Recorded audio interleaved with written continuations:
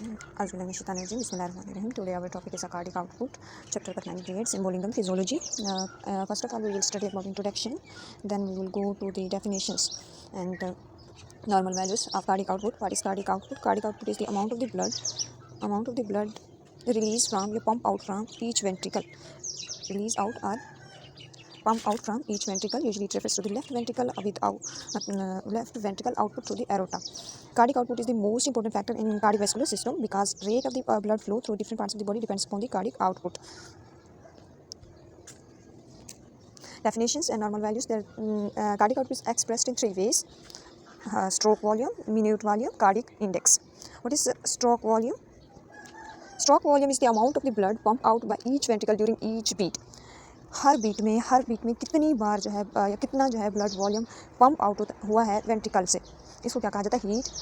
इसको क्या कहा जाता है? Stroke volume. Normal value of stroke volume is 70 millilitre and average 70 millilitre है. रेंज क्या है? 60 to 80 millilitre. When heart rate is normal, heart rate 72 पर मिनट होती है, यानी एक बीट में जब नॉर्मल हम हार्ट रेट देखते हैं 72, तो इस दौरान कितना ब्लड जो है निकला उसे क्या कहा जाएगा? Stroke volume. स्ट्रोक वॉल्यूम उसकी रेंज क्या है? 60 to 80 मिलीलीटर, जबकि इसकी एवरेज क्या है? 70 मिलीलीटर. नाउ बेसिकली हम जो हार्ट आउटपुट देखते हैं वो मिन्यूट आउटपुट को ही देख रहे होते हैं, मिन्यूट वॉल्यूम को ही देख रहे होते हैं. What is minute volume? Minute volume is the amount of the blood pump out by each ventricle in 1 minute. एक मिनट में कितना ब्लड जो है वो वेंट्रिकल से बाहर निकाला गया, इसे क्या कहा जाएगा? Minute volume. It is the product of the stroke volume and heart rate. ये क्या है? प्रोडक्ट मीन्स हमने ज़र्ब दे देना है, जितनी हार्ट रेट है उसको किसके साथ? स्ट्रोक वॉल्यूम के साथ. तो हमारा क्या निकल आएगा? मिन्यूट वॉल्यूम निकल आएगा. अब जैसे कि हमने पीछे देखा, हमारे पास जो है स्ट्रोक वॉल्यूम है 70 मिलीलीटर और हमारी हार्ट रेट क्या है? 72 इनको किया जाए तो ये कितनी 72 मिलीलीटर किया जाए तो ये कितनी हो जाता है? कम से कम 5 लीटर होता है. 5 लीटर पर वेंट्रिकल पर मिनट. हर वेंट्रिकल से 5 लीटर निकलेगा, तो ये क्या कहलाएगा? मिन्यूट वॉल्यूम कहलाएगा. कार्डिक इंडेक्स क्या है? Cardiac index is the minute volume expressed in relation to square metre of body surface.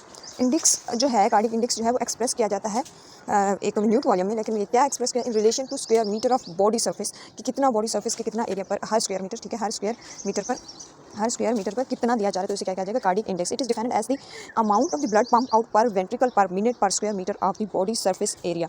Normal value is 2.8 ± 0.3 litre per square metre of body surface per minute. हर minute में जो blood body के 1 square metre area तक जाता है pump होकर, उसे क्या कहा जाता है? कार्डिक इंडेक्स कहा जाता है. In adult, average body surface area is 1.734 square meter and normal minute volume is 5 milliliter per minute. यानी जो एडल्ट बॉडी सरफेस एरिया है वो कितना है? 1.734 स्क्वायर मीटर और मिन्यूट वॉल्यूम जो हमें पता है 5 लीटर है. तो हम इसको देख के क्या कर सकते हैं? कार्डिक इंडेक्स मालूम कर सकते हैं. Now we will go to next definition. What is ejection fraction? Ejection कहते हैं खारिज होना, फ्रिक्शन कहते हैं रगड़. अब देखिए इसका क्या लफ्ज़ी मतलब तो हमने देख लिया. आगे देखते हैं. Ejection friction is the friction of the end diastolic volume. ये क्या फ्रिक्शन है? एंड डायस्टोलिक वॉल्यूम की, that is ejected out by each ventricle, जो हर वेंट्रिकल से निकलता है. Normal ejection friction is 60% to 65%. इसका नॉर्मल वैल्यू कितना है? 60 से 65.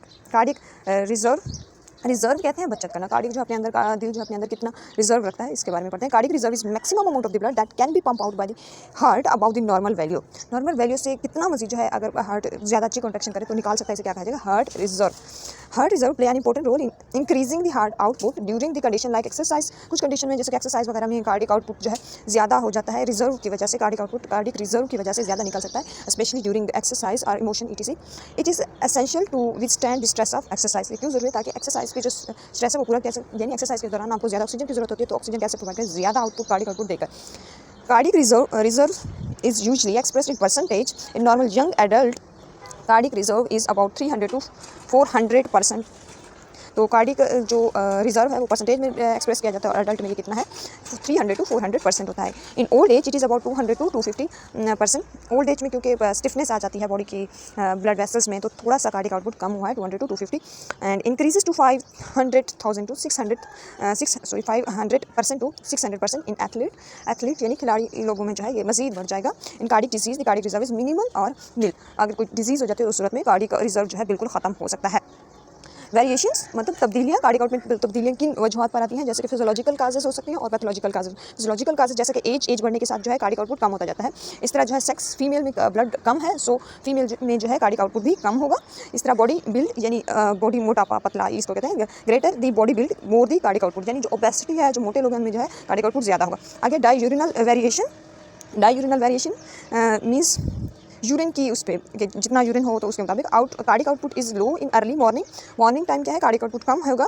इंक्रीज इन डे टाइम, दोपहर के टाइम ज़्यादा हो जाएगा। And depends upon the basal condition of the individual, और बेसल कंडीशन यानी उसकी क्या कंडीशन है उसके मुताबिक। आगे एनवायरमेंटल टेम्परेचर, यानी टेम्परेचर कैसा है, टेम्परेचर कम है या ज़्यादा है।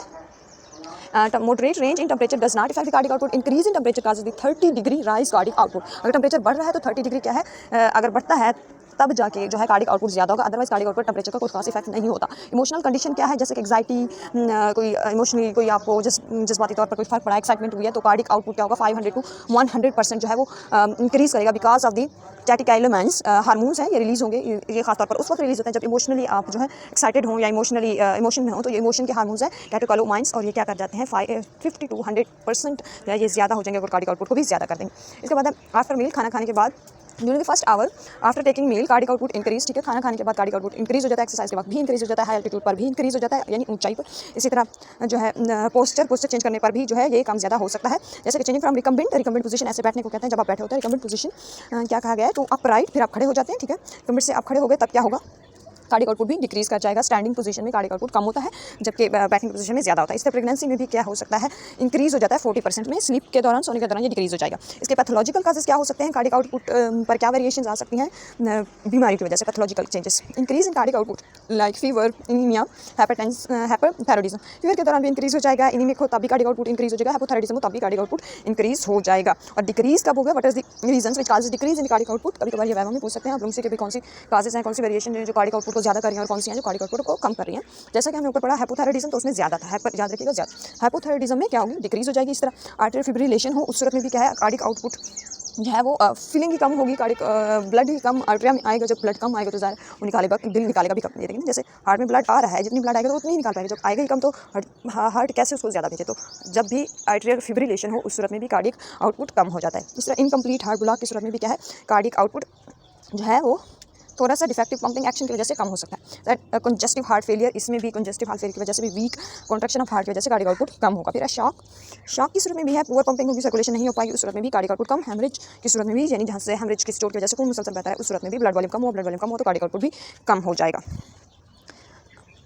अब जो है फैक्टर्स क्या हैं जो मेंटेन कर सकते हैं कार्डिक आउटपुट को, फैक्टर्स हो सकते हैं वेनस रिटर्न, यानी ब्लड जो वापस आएगा, ठीक है, डीऑक्सीजनेटेड ब्लड आपकी बॉडी से वेनस के थ्रू वापस आता है राइट एट्रियम में, तो वेनस रिटर्न पर डिपेंड करता है, जितना वापस आएगा उतना ही बाहर निकाल पाएगा हार्ट, कार्डिक आउटपुट उतना ही होगा। सो मतलब फोर्स ऑफ कंट्रैक्शन, जितना अच्छे से फोर्स ऑफ कंट्रैक्शन है, मसल्स मायोकार्डियम जो है अच्छा कंट्रैक्ट करेगा, उतना ही हार्ट आउटपुट जो है ज़्यादा होगा। इसके बाद है कार्डिक रेट जितना अच्छा होगा उतना ही ज़्यादा कार्डिक आउटपुट होगा। फिर है पेरिफेरल रेजिस्टेंस से मुराद ये है कि पेरिफेरी कहते हैं किनारों पर, रेजिस्टेंस यानी रुकावट।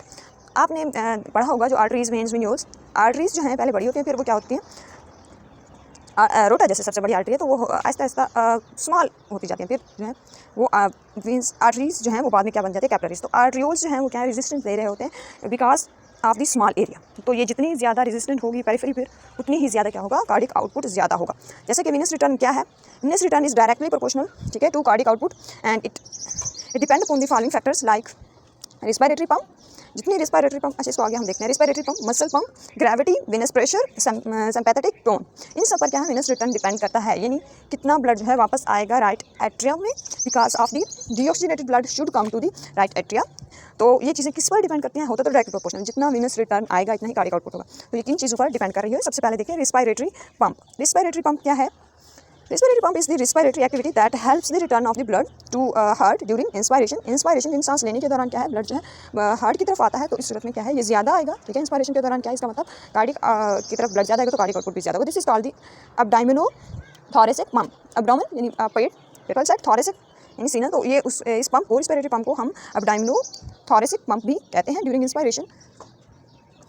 Inspiration thoracic cavity expand, thoracic cavity fell that can make the intrathoracic pressure more negative and increase the diameter of the inferior vena cava and resulting in increased venous return. So इस तरह venous return जो है वो ज़्यादा हो जाता है और कार्डिक आउटपुट अल्टीमेटली लास्ट में ज़्यादा होगा। जब रिटर्न ज़्यादा होगा तो आगे आउटपुट भी ज़्यादा होगा। इसके बाद मसल पंप क्या है, मसल पंप किस तरह है, इसको जो है हम यहाँ से देखते हैं।